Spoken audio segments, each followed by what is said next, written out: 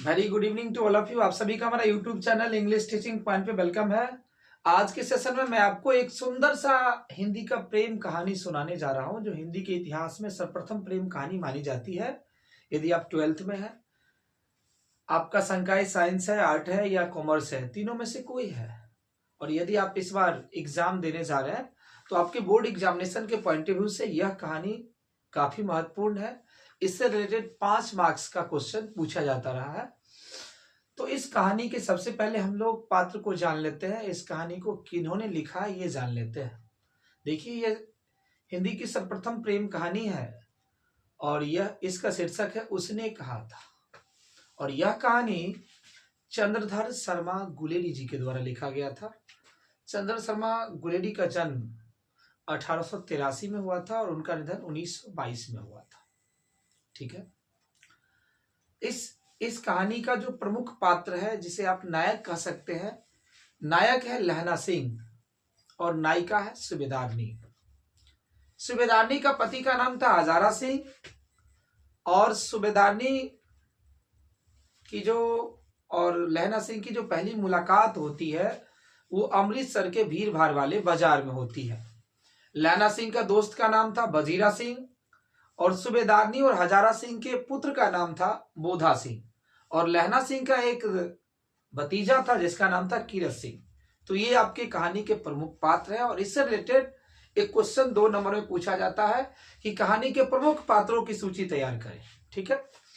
तो लहना सिंह की जो है मुलाकात होती है सूबेदारनी से अमृतसर के भीड़ भाड़ वाले बाजार में। दोनों, लड़का और लड़की दोनों अपने ननिहाल में रह रहा था और अचानक लड़की टांगे के नीचे आने वाली होती है। लड़का फिल्मी अंदाज में आता है और टांगे के नीचे आने से बचाता है। ऐसा आप लोग फिल्मों में भी अक्सर देखते होंगे कि जब कोई हीरो किसी एक्ट्रेस को, हीरोइन को विलन से बचाता है तो दोनों में एक दूसरे से प्यार हो जाता है। ऐसा आप लोग बहुत सारे सीन में देखा होगा।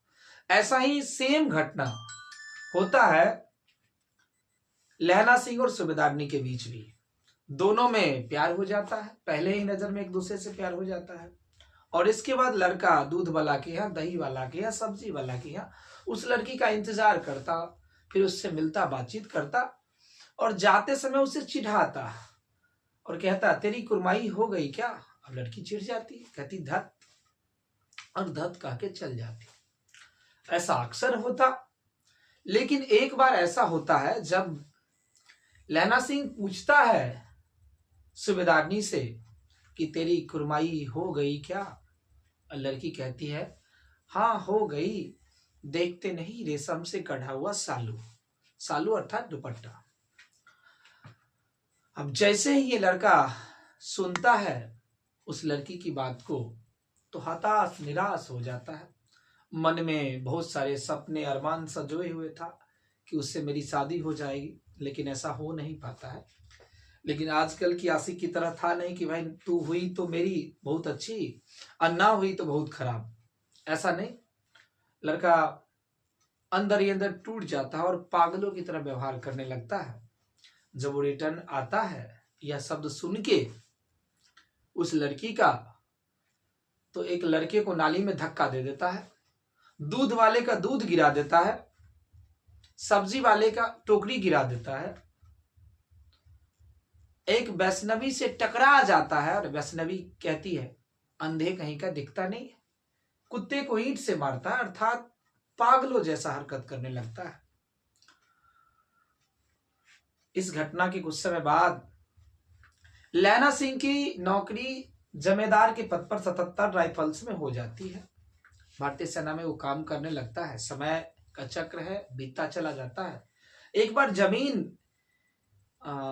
के झगड़े को सुलझाने के सिलसिले में गांव आया हुआ था, तो अपने भतीजे कीरत सिंह के साथ आम के बगीचे में बैठकर बातें करता और कहता है भतीजे, मेरे बेटे, जिस महीने तूने जन्म लिया था मैंने उसी महीने ये पेड़ लगाया था। उसी महीने ये पेड़ मैंने लगाया था। जब तू बड़ा होगा, जब तू बड़ा होगा तो ये पेड़ भी बड़ा होगा और तब दोनों चाचा भतीजे खाएंगे, आम खाएंगे और मजे लेंगे। उससे बातें करता है। समय बीत जाता है, फिर उसे लहना सिंह को एक चिट्ठी सेना से आ जाता है, और चिट्ठी आता है तो सेना में ज्वाइन करने के लिए, क्योंकि मैसेज आता है कि युद्ध छिड़ गया है, सेना जल्दी ज्वाइन करना है। तो सोचा सूबेदार के यहाँ होके जाते हैं, और वहां फिर उस लड़की से मुलाकात होता है जिससे वो प्यार किया करता था, जिससे मिला करता था।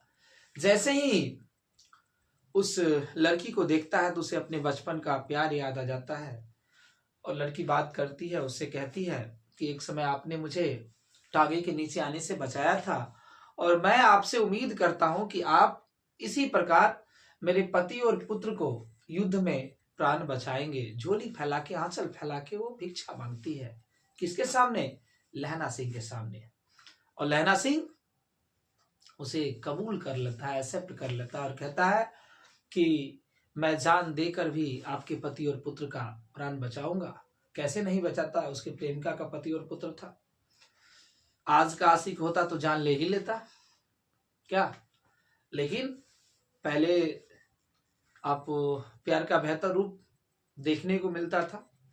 तो जब वो युद्ध में जाता है तो युद्ध में एक जर्मन पलटन, जिसे आप लप्टन साहब भी कह सकते हैं, एक घुसपैठिया भारत के कैंप में आ जाता है। उसकी एक अलग सी टोपी, तिरछी टोपी पहने हुए था, बड़ा सा कोट पहने हुए था, और कोट में एक बम छुपा के लाता है, पिस्टल छुपा के लाता है, और सेना के सिपाहियों को ऑर्डर देता है। लेकिन ऑर्डर देते समय उसने कुछ विदेशी शब्दों का प्रयोग कर दिया, और लाना सिंह से पूछता है कि माचिस लाओ। तो लाना सिंह कहता है कि माचिस तो नहीं है, मैं लाके देता हूं। लेकिन जैसे ही उसने सुना कि बिलेती शब्द बोल रहा, अर्थात विदेशी शब्द बोल रहा, उसे लग गया कि कोई घुसपैठिया हमारे कैंप में आ गया है। इसलिए चुपके से गया और सेना के सभी सिपाहियों को सूचित कर दिया कि सतर्क हो जाओ, कोई घुसपैठिया आ गया है। और जब वो वापस आया तो उससे लड़ने लगा।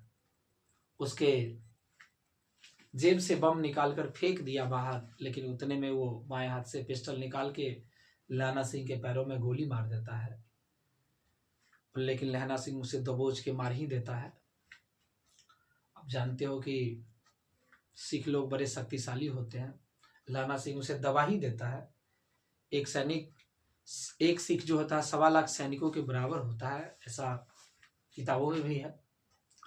अब देखिए, युद्ध छिड़ जाता है। युद्ध छिड़ने के बाद माना जाता है कि लहना सिंह हर वो गोली का सामना करता है जो उसके प्रेमिका के पति और पुत्र को लगने वाला था। भारतीय सेना युद्ध जीत जाती है, अर्थात अंग्रेज उस समय युद्ध जीत जाता है, और घायलों को अस्पताल ले जाया जा रहा था। तो लहना सिंह युद्ध के मैदान में लेटे हुए हैं बजीरा सिंह के गोद में। उसे जन्म भर की सारी घटनाएं याद आ रही थी कि कैसे उस लड़की से मैं मिला, फिर मैं उससे बिछड़ गया, फिर पुनः मिला तो मैंने उससे एक वादा किया, और उसको निभाते निभाते मैं यहाँ तक आ गया। वो सारी उसके जन्म भर की सारी घटनाएं याद आ रही थी। इतने में हजारा सिंह आता है और कहता है, दोस्त चलो अस्पताल चलो। तो कहता है कि अब मैं नहीं जा सकता हूं, मेरे जाने का समय हो गया है। एक कागज है तो लाओ, क्योंकि मुझे खत लिखना है। उस समय माना जाता है कि उसने खून से लथपथ अवस्था में, आप कहे तो खून से ही, उसने एक खत लिखा और कहा कि जाओ कह देना अपनी पत्नी को कि उसने जो कहा था मैंने पूरा कर दिया। किसने कहा था? सूबेदारनी ने कहा था। किससे कहा था? लहना सिंह से कहा था। और लहना सिंह युद्ध के मैदान में ही दम तोड़ देता है। यह हिंदी की सबसे पहली प्रेम कहानी मानी जाती है, जिसमें लहना सिंह अपने प्यार को पा नहीं सका, लेकिन उसके बावजूद उसके लिए जान न्यौछावर कर दिया। ऐसा आपको जीत मूवी में देखने को मिलेगा, जिसमें करिश्मा को सनी देओल पा नहीं सका, लेकिन उसके पति को बचाने में अपना जान दे देता है, और बाद में दोनों के बच्चे का जन्म जो है सो सनी देओल के नाम पे ही रखा जाता है। तो बहुत सारे ऐसे मूवी में भी उदाहरण है, लेकिन ये रियल घटना है। ठीक है, तो एक 4 लाइन आपको सुना देते हैं। लास्ट में, कोई मंजिल नहीं जचती, सफर अच्छा नहीं लगता। कोई मंजिल नहीं जचती, सफर अच्छा नहीं लगता। मैं घर लौट भी आऊं तो घर अच्छा नहीं लगता। करूं कुछ भी दुनिया को सब अच्छा ही लगता है, मगर तुम्हारे बिन मुझे कुछ भी अच्छा नहीं लगता। मिलते हैं इसी चैनल पर किसी और दिन, तब तक के लिए टेक केयर, अपना ध्यान रखिए, स्वस्थ रहिए और सुरक्षित रहिए। फिर किसी और एक कहानी के साथ या क्वेश्चन आंसर के साथ हम आपसे मिलेंगे। तब तक के लिए टेक केयर, धन्यवाद।